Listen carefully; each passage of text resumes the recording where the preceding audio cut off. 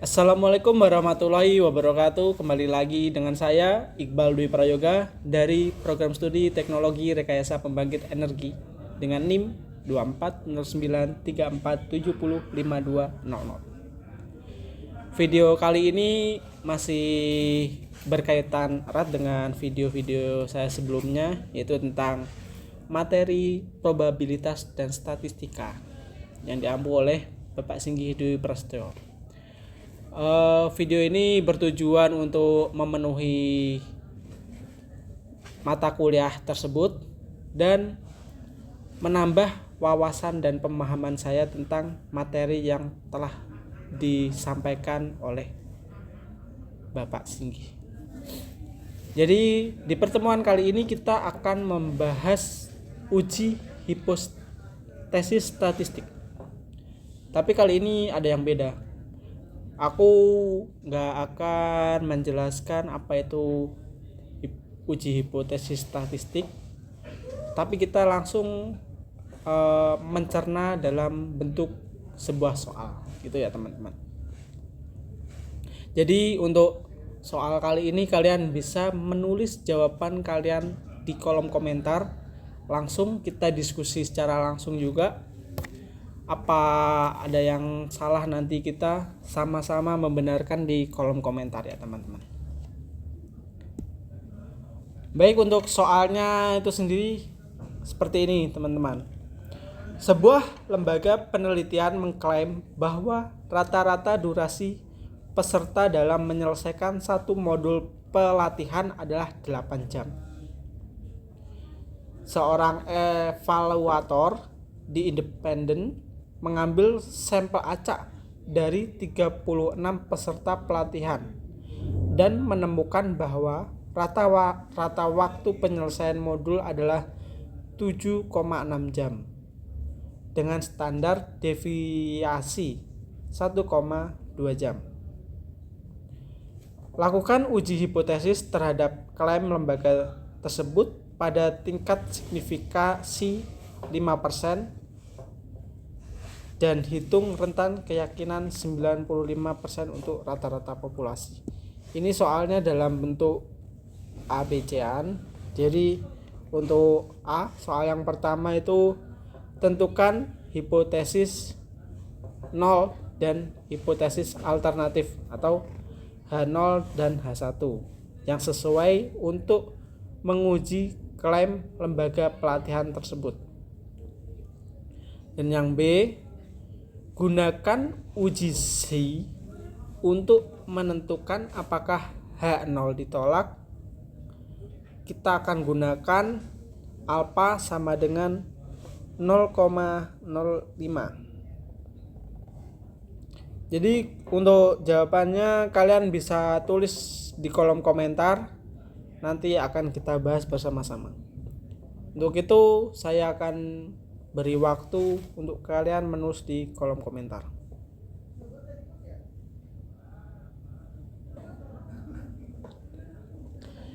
Jadi kalian sudah menjawab di kolom komentar, terima kasih. Nanti akan kita bahas bersama-sama. Jadi sebuah lembaga pelatihan mengklaim bahwa rata-rata durasi peserta dalam menyelesaikan satu modul pelatihan adalah 8 jam. Seorang evaluator independen mengambil sampel acak dari 36 peserta pelatihan dan menemukan bahwa rata-rata waktu penyelesaian modul adalah 7,6 jam dengan standar deviasi 1,2 jam.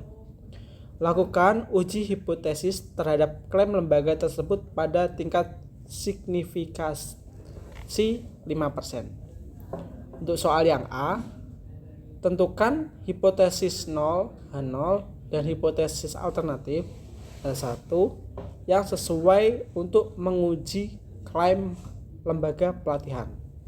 Dan yang B, gunakan uji Z untuk menentukan apakah H0 ditolak. Gunakan alfa sama dengan 0,05. Jadi langsung saja kita menjawab soal yang A. Jawab. Yang A Jadi H0 itu rata-rata mereka menyelesaikan modul pelatihan adalah 8 jam. Rata-rata menyelesaikan modul pelatihannya adalah 8 jam.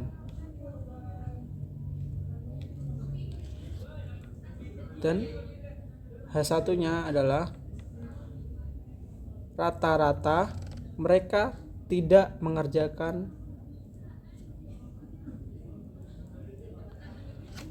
dalam 8 jam.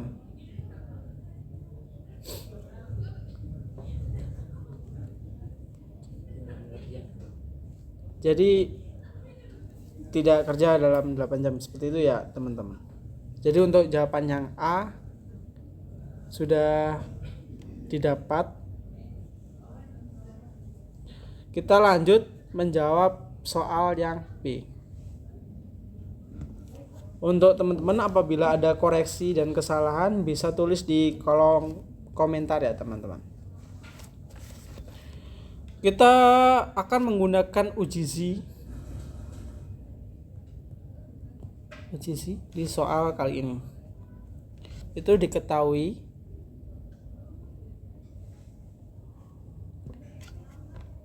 X bar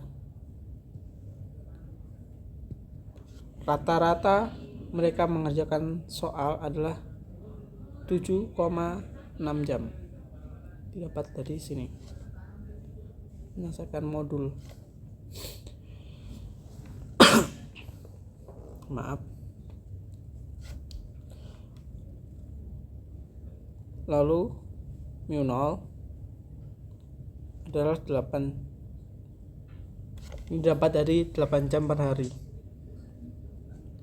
Terus untuk simpangan bakunya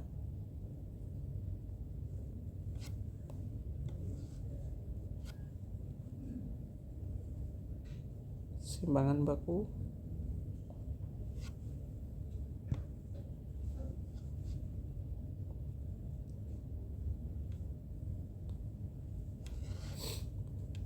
adalah 1,2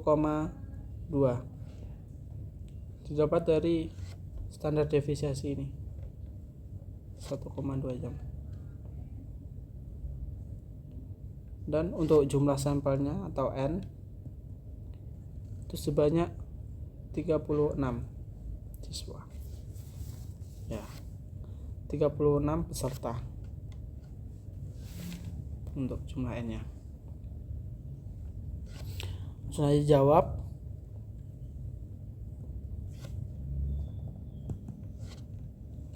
Untuk rumusnya seperti ini ya teman-teman. Jadi Z sama dengan X bar dikurangi mu0 per apa ini per akar N.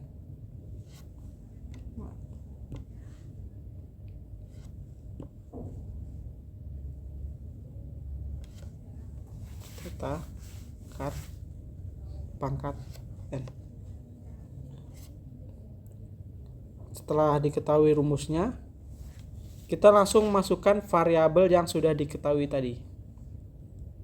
Untuk X barnya 7,6 dikurangi mu0 nya 8 per θ nya 1,2 per akar pangkat N. N nya tadi berapa? 36.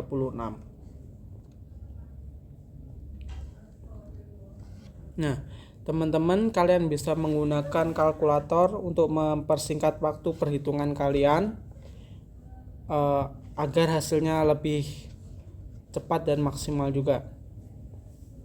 Bisa ditulis hasil dari perhitungan ini di kolom komentar.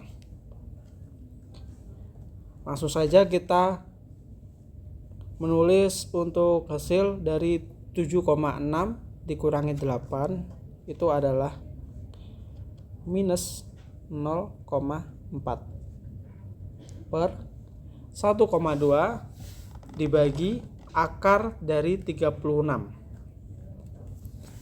Itu kita dapatkan hasil 0,2.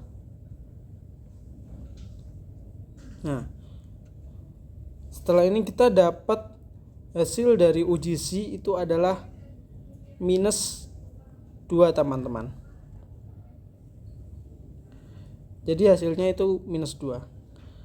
Nah, buat nilai kritisinya tadi kan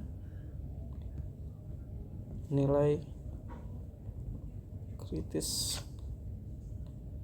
C sama dengan theta tadi 0,05. Maka UGC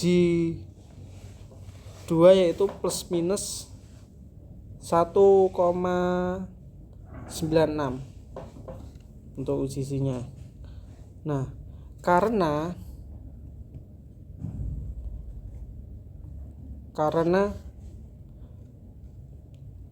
minus 2 itu lebih kecil dari minus 1,96, maka H0 itu ditolak. Maka H0 ditolak.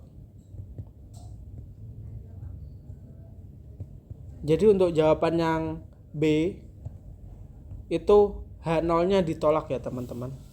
Karena minus 2 itu lebih kecil dari minus 1,96. Terima kasih atas perhatian kalian. Apabila ada kesalahan perhitungan atau kesalahan apapun, saya siap menerima komentar positif dari kalian. Kita di sini sama-sama belajar. Kita saling memperbaiki kesalahan satu sama lain. Ya, seperti itu ya teman-teman. Terima kasih atas perhatiannya. Saya ucapkan wassalamualaikum warahmatullahi wabarakatuh.